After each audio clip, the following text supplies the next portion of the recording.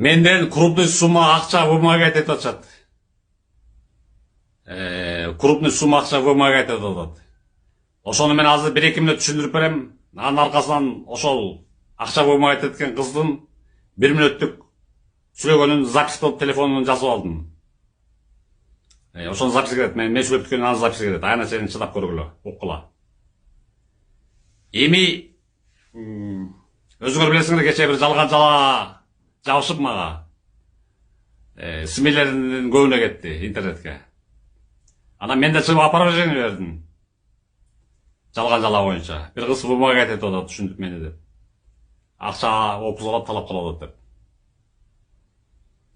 Анан таң алыштуусу азыр ошол кыздын сүйлөгөнүн угасыңар. Ал кыз менин точный адресимди, ладно, этаж үйүмдөгү адрести тиги милиция ашташып билип алыптыр.